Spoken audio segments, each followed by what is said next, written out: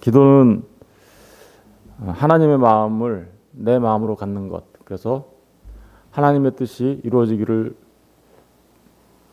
바라는 게 바로 기도다라는 것을 우리가 살펴봤고 그러기 위해서는 우리가 말씀을 하나님으로부터 주시는 말씀을 깨달아 알고 그 말씀에 따라서 하나님의 뜻을 알고 그 말씀이 이루어지기를 원하는 것. 사실 이렇게 간단하게 말씀드리면 바로 이게 기도다라고 말씀드릴 수 있겠습니다. 오늘은 이제 기도가 무엇인지 우리가 프로슈쿠마이, 팔날 이런 말들을 통해서 살펴봤는데 그동안에 오늘은 기도에 대해서 우리가 하나님의 말씀을 좀 오해하고 있는 부분에 대하여 좀 생각해 보도록 하겠습니다. 이 기도에 대한 오해가 발생하는 가장 중요한 근본적인 이유들은 우리가 하나님의 말씀을 자신의 이 욕심에 맞추어서 읽는다는 거예요. 하나님의 말씀을 욕심에 맞춰서 읽다 보면 어떻게 읽을까요? 하나님의 말씀을 전후 좌우 전체적인 문맥 속에서 이게 무슨 말을 하는 건지 이렇게 그 의미를 파악해서 하나님께서 우리에게 주시는 말씀을 이해해야 하는데 그냥 한 문장을 똑 잘라가지고 똑 잘라서 이해하면 어때요? 겉으로 드러나는 그게 진짜줄 알고 이렇게 생각하는 경우죠. 우리가 잘 알고 있는 게 예를 들면 그런 거죠. 내게 능력 주시는 자 안에서 내가 무엇이든지 할 수 있다. 이러니까 막 슈퍼파워 같이 보이잖아요. 이렇게만 그죠? 크리스찬이 되면 완전히 뭐든지 내게 능력 주시는 자 안에서 내가 모든 걸 할 수 있다. 슈퍼맨 같이 된다는 소리로 이해가 되잖아요. 근데 사실은 그런 얘기하는 게 아니었죠. 그게 무슨 얘기하는 거였어요? 그거? 내가 일체의 비결을 배웠다. 내가 가난에도 처할 줄 알고 풍부에도 처할 줄 알고 일체의 비결을 배웠다. 난 그래서 주 안에서 늘 어떠한 경우에도 자족하는 그죠? 자족하는 것을 내가 자족할 줄 알아. 난 그런 말을 하는 거거든요. 그런데 그거를 마치 크리스천이 되면 슈퍼맨이 되어서 무엇이든지 다 할 수 있는 것처럼 이렇게 한단 말이죠. 그러면 그런 부분들은 굉장히 큰 하나님의 말씀을 오용한다고 할 수 있고 잘못하면 그것을 남용할 수가 있는 거죠. 오늘 기도에 관한 것도 마찬가지예요. 기도에 관한 것도 그런 식으로 하나님의 말씀을 똑 잘라내가지고 이해하다 보니까 그런 경우가 있어요. 그래서 오늘은 그 대표적인 사례 한 서너 가지를 생각해 보도록 하겠습니다. 먼저 마가복음 11장 가서 볼게요. 마가복음 11장.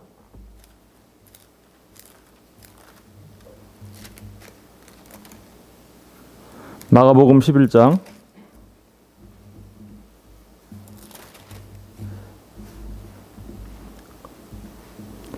24절 가서 보겠습니다. 마가복음 11장 24절 다 같이 읽어보겠습니다. 시작. 그러므로 내가 너희에게 말하노니 무엇이든지 기도하고 구하는 것은 받은 줄로 믿으라. 그리하면 너희에게 그대로 되리라. 이 말씀 우리 참 좋아하는 말씀이죠. 그죠?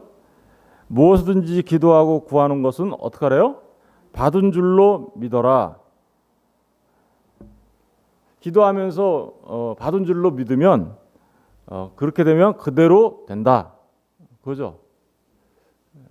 그러면 이 말씀을 보면 어떤 느낌이 들어요? 기도하면 뭐든지 받는다. 못 받으면 믿지 못해서다. 무엇든지 믿고 된다라고 생각하고 될 겁니다. 될 겁니다. 될 겁니다. 라고 믿고 하면 하나님이 이루어 주실 거다. 이런 뜻으로 우리는 이걸 생각하고 그렇게 하잖아요. 마치 기도가 우리가 믿기만 하면 무엇이든지 다 이루어주는 만능 열쇠?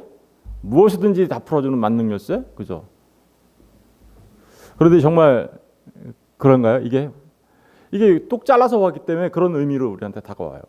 그런데 전후 문맥을 다 살펴보면 전혀 그런 말이 아닙니다. 여러분 이 말씀이 나온 배경을 우리가 살펴봐야 되는데 주님이 아침에 20절에 보니까 그들이 아침에 지나갈 때 무화과 나무가 뿌리째 마른 것을 보고 베드로가 생각이 나서 여짜오되 라비어 보소서 저주하신 무화과 나무가 말랐나이다. 무화과 나무가 말랐어요. 왜 말랐을까요? 주님이 시장했는데 열매가 없었어요. 이 열매 없는 무화과 나무 뭘 상징하는 거죠? 강도의 속을 돼 버려서 하나님 앞에 열매를 맺지 못하고 있는 옛 성전, 예루살렘 성전, 이스라엘 그 말하는 거잖아요. 그죠? 그래서 무화과 나무가 마르듯이 그 옛 성전은 파괴될 것이다라는 거예요. 그죠? 옛 성전은 무너져 내릴 것이다. 그런 얘기를 지금 하고 있는 거예요. 그러면서 22절 예수께서 그들에게 대답하여 이르시되 하나님을 믿으라. 내가 진실로 너에게 이르노니 누구든지 이 산더러 들려 바다에 던져지라 하며 그 말하는 것이 이루어질 줄 믿고 마음에 의심하지 아니하면 그대로 되리라. 그러니까 같은 맥락이죠. 어떤 맥락이에요? 믿기만 하면 이 산이 들려서 바다에 던져진다. 와, 산이 들려서 믿기만 하면 바다에 던져지는 거구나. 그래서 믿기만 하면, 그렇게 믿고 기도만 하면 뭐든지 다 이루어주는 거구나. 이런 얘기하는 건가요? 제가 이거 한번 설교한 적이 있었는데 그때도 제가 이런 질문을 했어요. 산이 옮겨져서 바다에 던져진 사례가 그동안에 지구상에서 있었습니까? 믿고 기도만 하면 된다는데 그러면 그동안에 그렇게 수많은 크리스천들이 있었고 그렇게 훌륭한 믿음의 선배들이 있었는데 그 믿음의 선배들은 왜 한 번도 산을 옮겨서 바다에 던진 적이 없다라는 말입니까?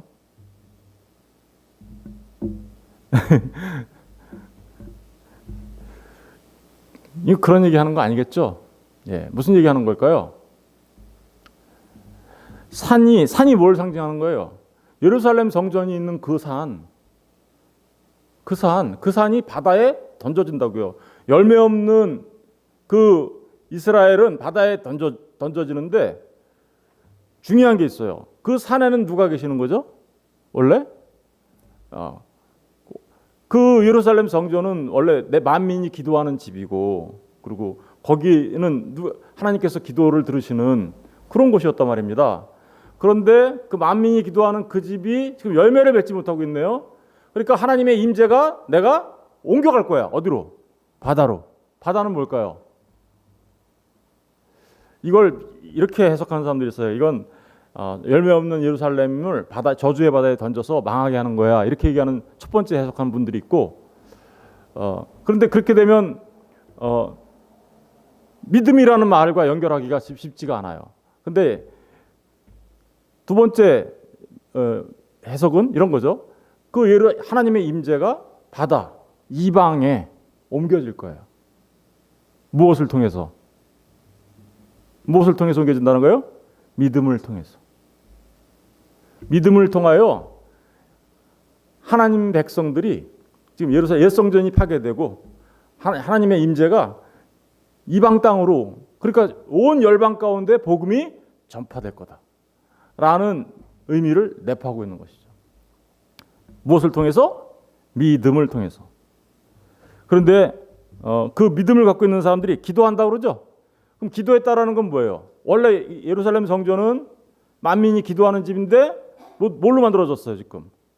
도둑의 소굴로 만들어졌다. 강도의 구렬로 만들어졌다. 열매 없는 무화과 나무 이렇게 돼 있는데, 그러면 기도하는 자가 됐다라는 얘기는 무슨 얘기예요? 내가 정전되었다. 뭘로? 믿음으로. 근데 그 기도는 뭐예요? 그 기도는 말씀이죠. 말씀을 깨달아가는 거죠. 그러니까 이게 그런 얘기하고 있는 거예요. 우리의 믿음을 통하여 그렇게 열방으로 복음이 전파될 것이고, 그렇게 되려면 반드시 말씀을 통하여 기도하는 자들이 나와야 돼. 정전된 자들이 나온다. 그런 얘기들을 지금 하고 있는 거예요. 그런데 이거를 똑 잘라내가지고 마치 기도만 하기만 하면 무엇이든지 다 이룰 수 있는 것처럼, 그게 우리 인간의 욕심으로 이 말씀을 보는 거죠. 이 말씀을 자신의 욕심으로 이 말씀을 보기 때문에 그런 식으로 이 말씀이 보이는 거예요. 그리고 더더구나 똑 잘라서 보기 때문에.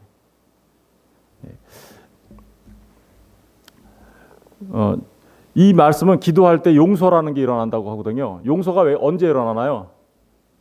우리가 진리를 전해줬을 때 용서라는 그 용서가 언제 일어나나요? 우리가 진리를 전해줬을 때 그가 예수 그리스도를 알게 되고 그 진리를 갖게 되면 어때요? 그때 용서가 일어나는 거잖아요. 바로 그런 얘기를 하고 있는 겁니다. 진짜 용서는 내가 너 용서할게 이게 아니란 말입니다. 진짜 용서는 하나님 앞에 용서받는 건데 그것은 우리가 그들에게 진리를 전해줘서 예수를 전해주어서 그들이 진짜 죄사함을 받고 하나님의 백성 되게 하는 거잖아요. 바로 그런 얘기들을 하고 있는 건데 인간의 욕심으로 이 말씀을 오용하는 거죠. 잘못 사용하는 거죠. 우리 하나 더 볼게요. 누가복음 11장도 가서 볼게요. 누가복음 11장. 누가복음 11장.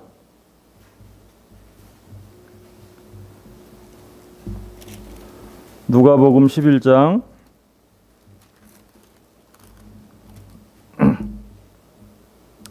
5절부터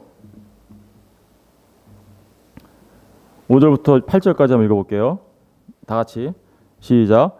또 이르시되 너희 중에 누가 벗이 있는데 밤중에 그에게 가서 말하기를 벗이여 떡 세 덩이를 내게 구워달라. 내 벗이 여행 중에 내게 왔으나 내가 먹을 것이 없노라 하면 그가 안에서 대답하여 이르되 나를 괴롭게 하지 말라. 문이 이미 닫혔고 아이들이 나와 함께 침실에 누웠으니 일어나 내게 줄 수가 없노라 하겠느냐. 내가 너희에게 말하노니 비록 벗됨으로 인하여서는 일어나서 주지 아니할지라도 그 간청함을 인하여 일어나 그 요구대로 주리라. 이 본문 말씀을 우리는 어떻게 이해하고 있나요?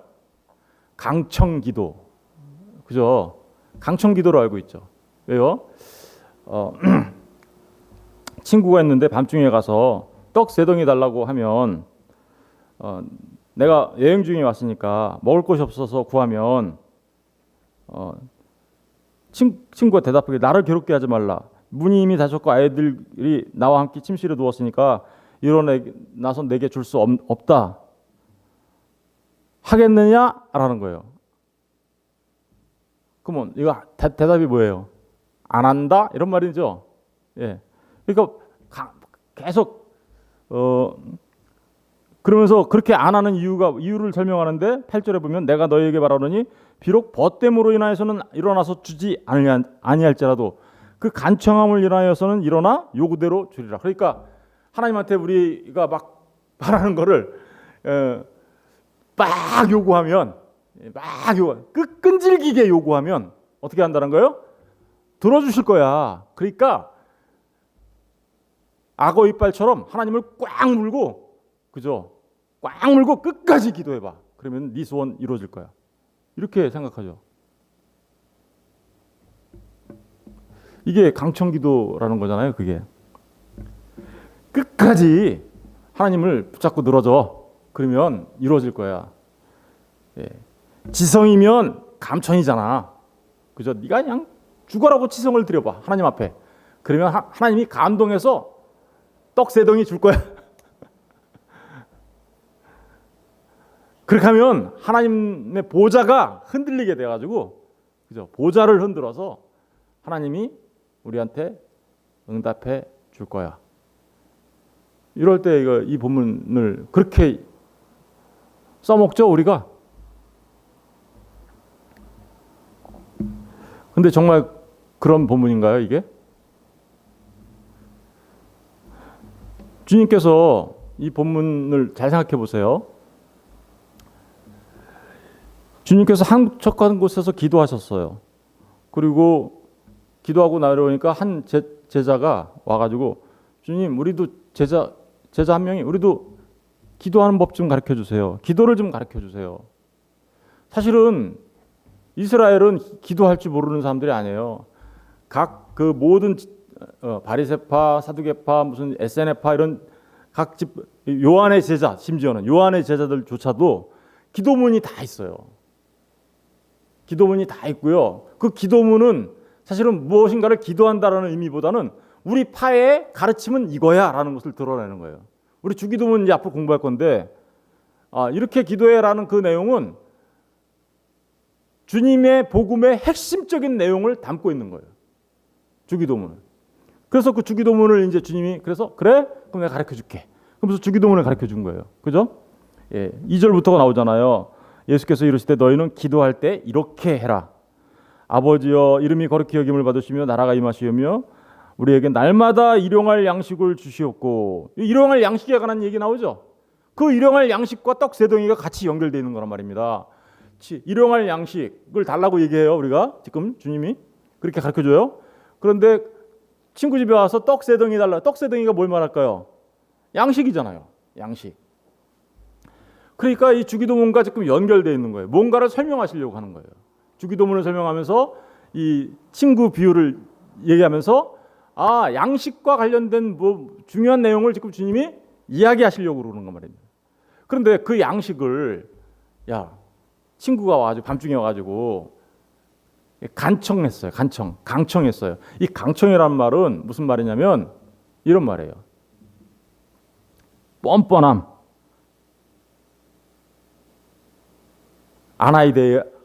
아나이데이아라고 하는데요. 뻔뻔해요. 얼마나 뻔뻔해요. 밤중에 와가지고 떡 세 덩이 내놔 이러니까 뻔뻔하게 와가지고 달라는 거예요.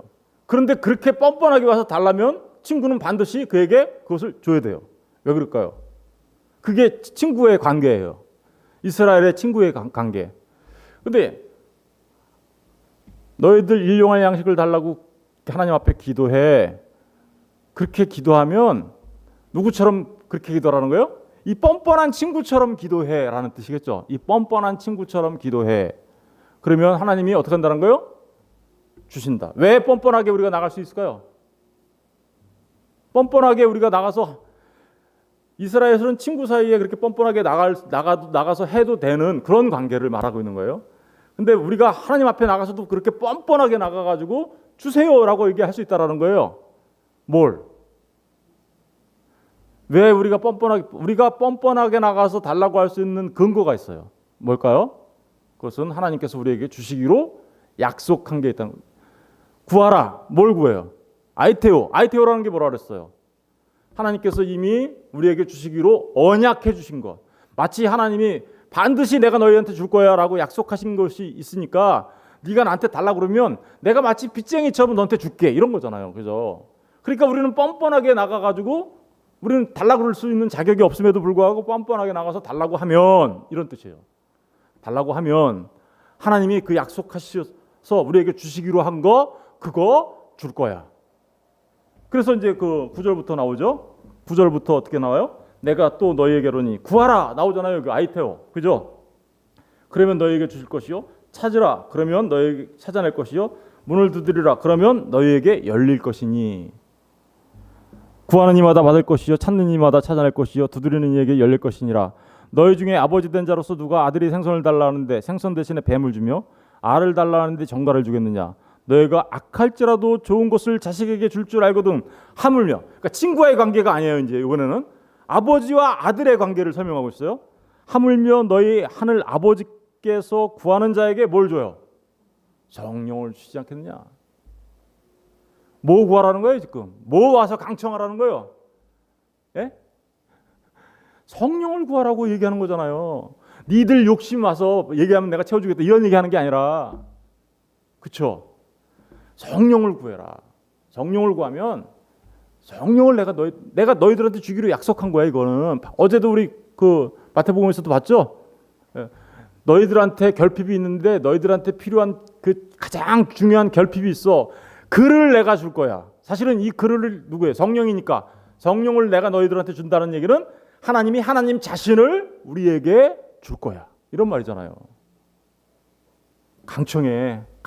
그럼 내가 나를 너한테 줄 거야. 이 얘기하는 거죠. 그런데 이 말을 자신의 욕심을 채우는 그런 말로 그냥 뭐 하늘의 보좌를 흔들어라 무슨 지성이면 감천이다 이렇게. 저와 여러분에게 가장 큰 결핍이 뭐예요?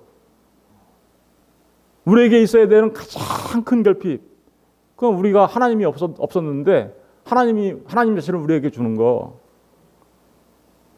우리 이미 성령 받았죠? 그런데도 우리 성령 구해야 돼, 안 구해야 돼요?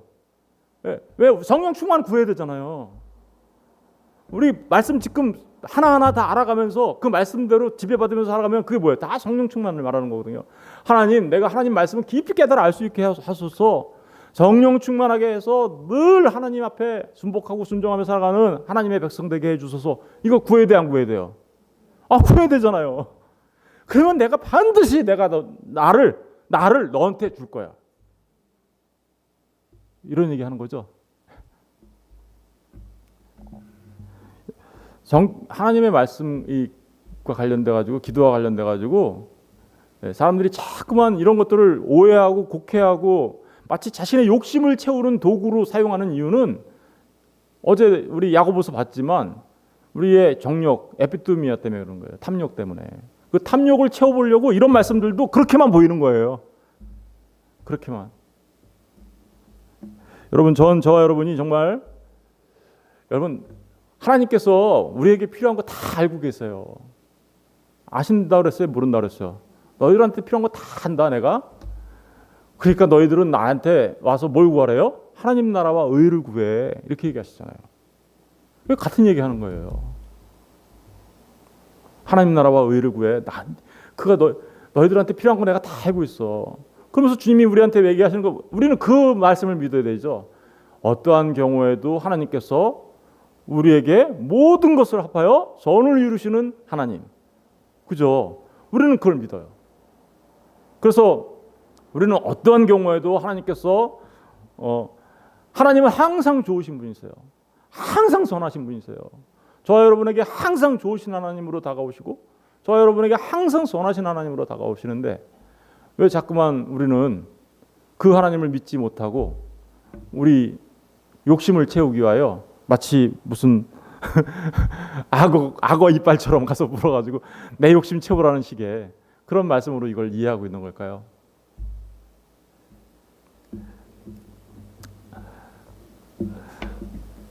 예, 우리 하나 더 볼게요. 그 사무엘상 1장 10절. 사무엘상 1장 10절. 구약에서도 좀 봐야 되겠네요. 사무엘상 1장 10절.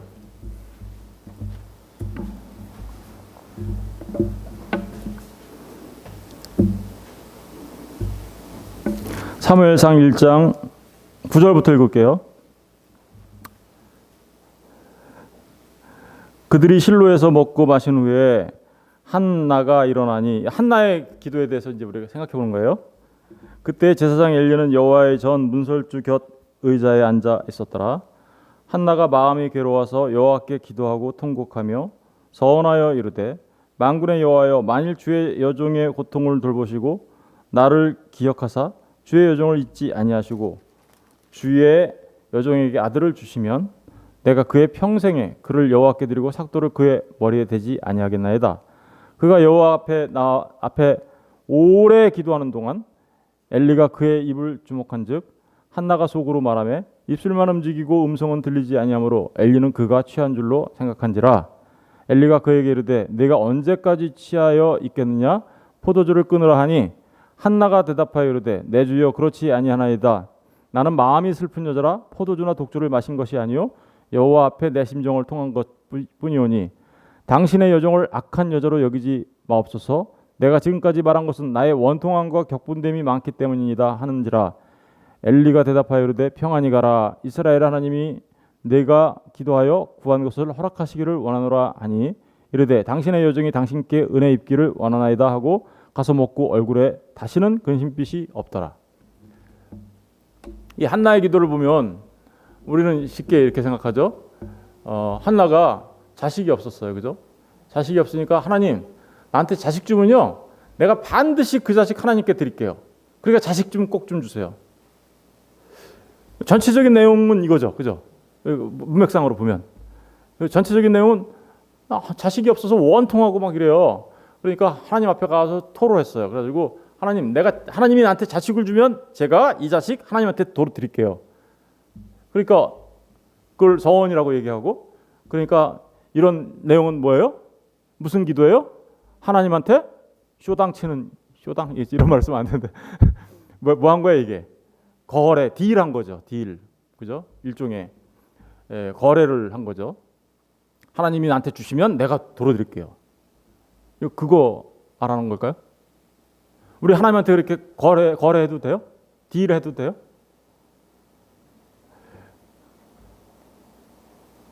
이 말씀은 우리 한나의 기도 그렇게 알고 있잖아요.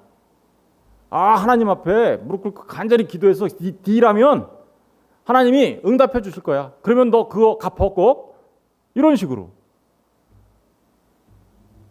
정말 그래요? 우리는 하나님 앞에 딜할 수 있는 존재예요?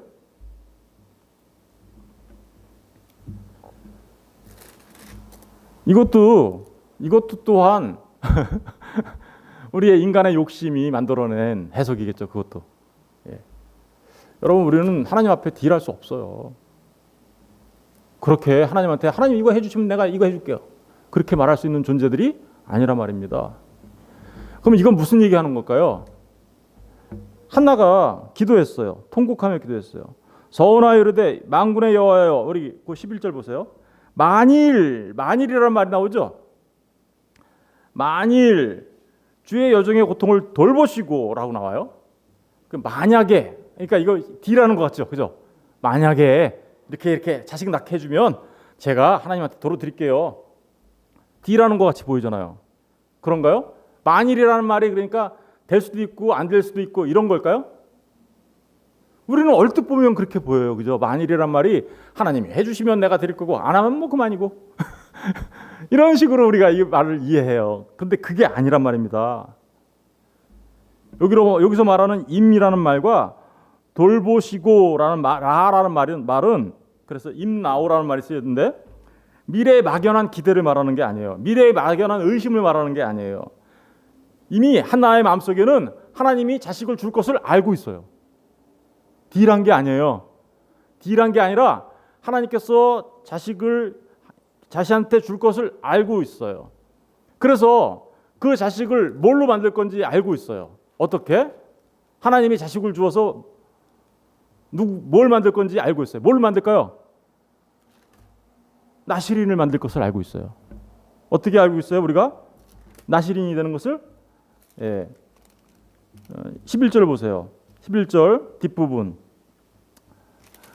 뒷부분을 보시면 여종에게 아들을 주시면 이게 아까 알고 있는 거예요. 내가 그의 평생의 그를 여호와께 드리고 삭도를 그의 머리에 대지 아니하겠나이다. 이게 무슨 얘기예요? 삭도를 머리에 대지 않는다. 이거 누구 같은 거예요? 삼손 같은 거죠. 삼손은 나시린이었어요, 그죠? 그러면 이 시대가 어떤 시대예요? 사사 시대예요. 이 사사 시대에는 특징이 뭐예요? 왕이 없어요. 하나님이 왕인데 이스라엘에게 왕이 없어요. 그럼 뭐예요? 이스라엘에게 하나님이 없어요. 그래서 각기 어떻게요? 자기 소견대로 행하던 시대예요. 각기 소견대로 했어요. 막 하나님을 다 떠나가지고 자기 마음대로 막 살아갔어요. 그러니까 이스라엘에 하나님이 있어요, 없어요? 없어요. 그러니까 한나를 통하여 하나님이 아들을 낳게 하고 그 아들을 하나님의 사람으로 세워, 그죠? 다시 이스라엘의 왕은 나야, 하나님이야 라게 하려고 하는 그런 하나님의 마음을 이제 맨 처음에는 그랬겠죠. 이 한나가 그런 마음이 왜 없었겠어요? 진짜 나 자식 없으니까 자식이 있었으면 좋겠어요. 이런 원통함이 있었겠죠. 그런데 기도하는 와중에 어떤 일이 벌어진 거예요? 하나님의 뜻을 알았어요. 하나님의 뜻을 알았어요. 하나님한테 하나님의 사람이 필요하구나. 하나님의 아들이 필요하구나. 그걸 알게 되니까 그걸 뭐라고 표현하고 있어요? 거기 가서 보세요. 15절. 한나가 대답하여 이르되 내 주여 그렇지 않아. 그러니까 계속 한나가 이렇게 말은 안 하고 입술만 움직이면서 기도하고 있으니까 엘리 제사장이 술 취한 줄 알고, 그러니까 그거 아닙니다. 그게 아니고 나는 마음이 슬픈 여자라 포도주나 독주를 마신 것이 아니요 여호와 앞에 뭐였대요? 내 심정을 뭐였대요? 통했대요. 이게 기도예요. 여호와 앞에 내 심정을 통한 거. 그러면 이 한나가 뭘 알았다는 거예요? 하나님의 뜻을 알게 되었다는 거예요. 마음을 쏟아놓고 털어놨더니 하나님이 하나님의 뜻을 알게 하셔서 하나님의 뜻이 무엇인지 깨닫게 하셔서 하나님 그 뜻 이루세요. 저한테 아들 주세요. 그러면 제가 그 아들 하나님께 그 나시린으로 하나님 앞에 드릴게요.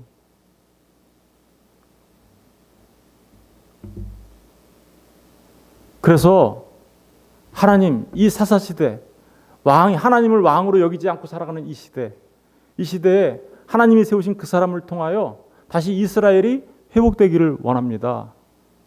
하나님 소원이시잖아요. 그거 저를 통해서 그 뜻 이루세요. 서원은 누구만 하는 거예요? 맹세. 하나님이 하시는 거라고 했잖아요. 원래 하나님의 뜻이 나한테 이루어지는 거, 그거 이루세요. 딜한 겁니까? 하나님 앞에 딜한 겁니까? 아니면 하나님의 뜻을 알아 하나님의 뜻 이루시라고 한 겁니까? 이해되셨습니까? 이제 마지막으로 하나만 더 볼게요. 예레미야서 33장.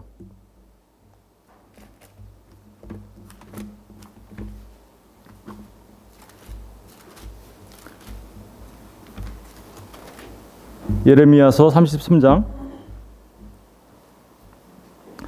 이것도 똑 잘라서 보는 바람에 잘못 이해하는 대표적인 말씀인데 33장 3절을 볼게요. 예레미야 33장 3절 다 같이 읽어보겠습니다. 시작. 너는 내게 부르짖으라. 내가 내게 응답하겠고 내가 알지 못하는 크고 은밀한 일을 내게 보이리라.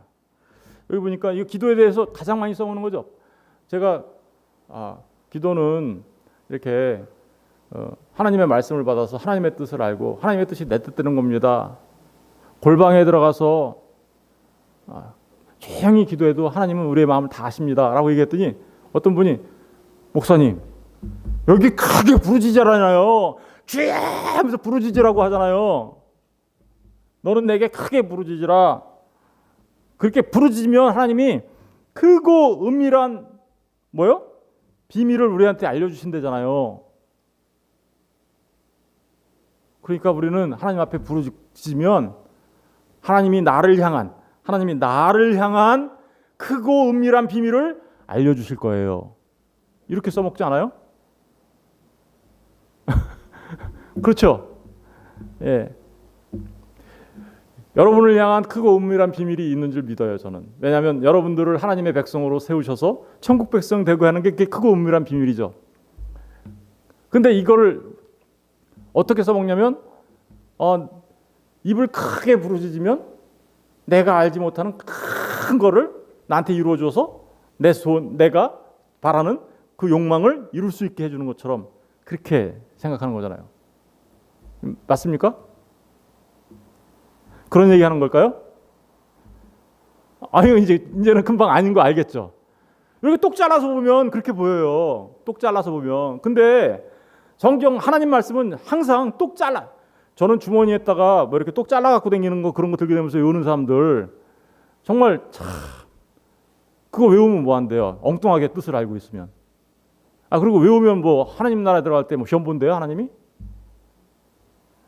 하나님의 말씀의 그 진의를 깨달아 아는 게 중요한 거죠. 물론 외우면 좋겠죠. 그런데 그 똑 잘라서 외워가지고 엉뚱한 의미로 알고 있으면 오히려 그게 나를 잘못된 길로 가게 하는 거죠. 그렇게 똑 잘라서 이해하면 안 된단 말입니다. 저는 문맥 속에서 이게 무엇을 말하려고 하는지를 그 진짜 말하려고 하는 그 본 뜻을 알아야 되는 거죠. 그럼 이거 본 뜻은 뭘까요? 이 얘기는 이스라엘과 유다의 회복에 관한 이야기예요. 우리 한번 볼까요? 예레미야 1절부터 예레미야가 아직 지휘대 뜰에 갇혀 있을 때 여호와의 말씀이 그에게 두 번째로 임하니라. 이르실 때 이를 행하시는 여호와 그것을 만들며 성취하시는 여호와 그의 이름을 여호와라 하는 이가 이와 같이 이르시도다. 너는 내게 부르짖으라. 내가 내게 응답하겠고 내가 알지 못하는 크고 은밀한 일을 보이리라.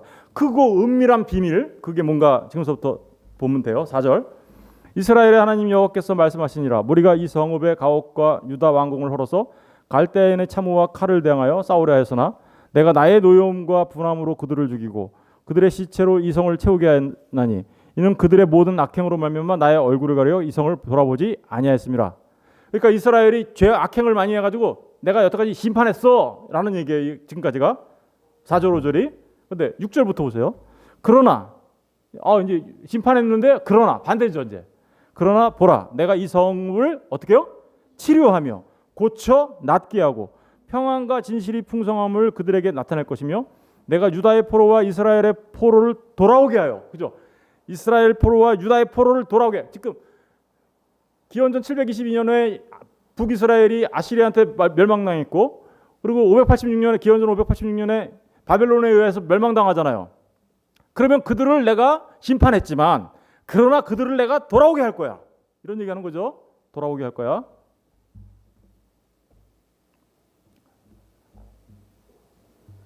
그들을 그래서 어떻게 해요? 처음과 같이 세울 것이며 내가 그들을 내게 범한 그 모든 죄악에서 정하게 하며 모든 죄를 깨끗이 씻어주겠다는 거예요. 그들이 내게 범하며 행한 모든 죄악을 사할 것이다. 죄를 용서할 것이다.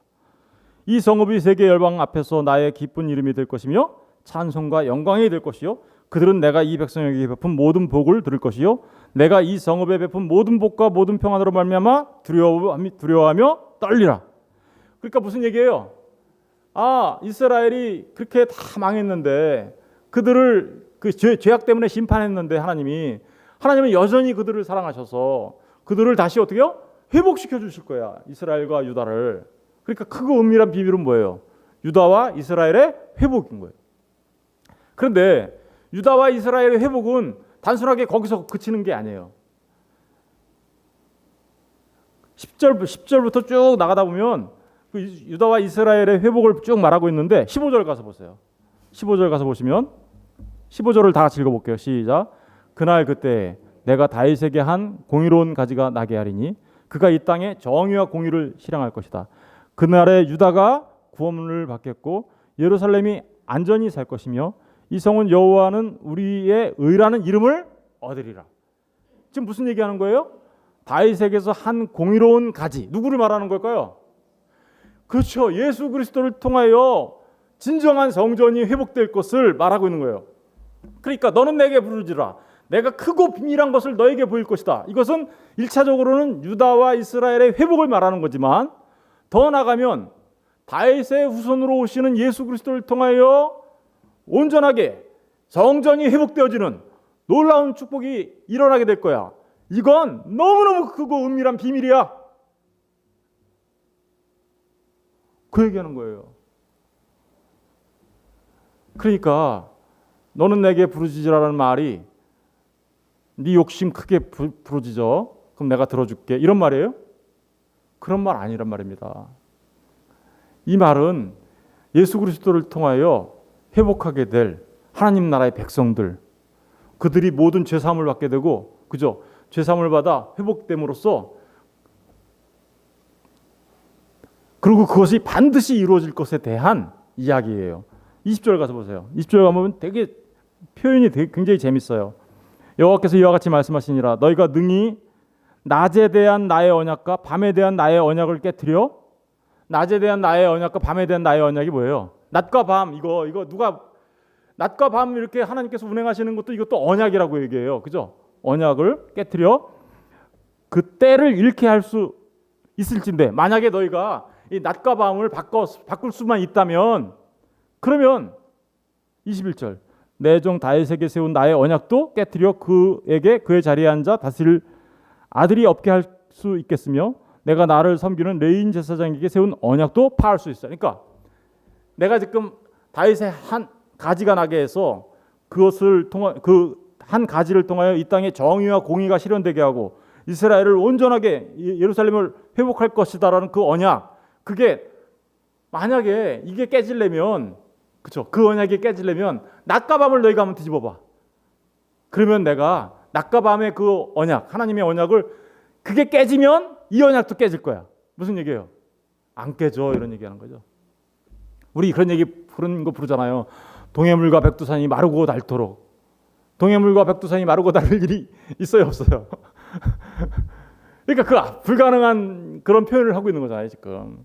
이 언약은 절대로 깨지지 않아. 깨지는 건 불가능한 일이야. 내가 반드시 다윗의 한 가지를 통하여 그렇게 회복할 거야. 예수 그리스도를 통하여 하나님의 백성들, 성전들 내가 반드시 회복할 거야. 이런 얘기하는 거죠. 그런데 이 말을 똑 잘라가지고 읽어가지고 아유 욕심, 야 크게 부르짖어. 그러면 하나님이 네 그거 진짜 어떻게 알아? 하나님이 무슨 계획을 갖고 있는지 그거 이루어질지도 모르잖아. 너 그거 그렇게 되면 너한테 향한 하나님이 큰 비밀이 이루어지게 될 거야. 여러분, 저와 여러분을 향한 하나님의 큰 비밀은 예수 그리스도를 통하여 우리가 심판받아 마땅했는데 다 죽어야 되는데 예수 그리스도를 통하여 우리가 죄사함 받고 하나님 백성으로 하나님의 성전으로 회복되는 거, 저와 여러분을 향한 크고 은밀한 비밀은 그거란 말입니다. 이거 욕심 부리는 기도 제목으로 써먹을 수 있는 말씀이에요.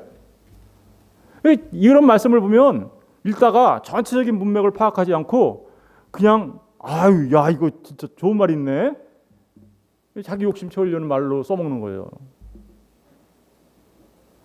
지금까지 한 몇 개를 살펴봤는데 많아요. 더 이건 말고도 우리가 잘못 알고 있는 부분들이 많이 있는데, 지금까지 시간이 너무 많이 갔는데 지금까지 살펴본 바에 의하면 어때요?